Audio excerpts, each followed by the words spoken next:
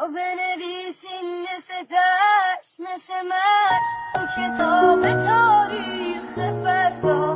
بیا بنویسیم ما هنوز زنده ایم زیر بار غم‌ها و دردا.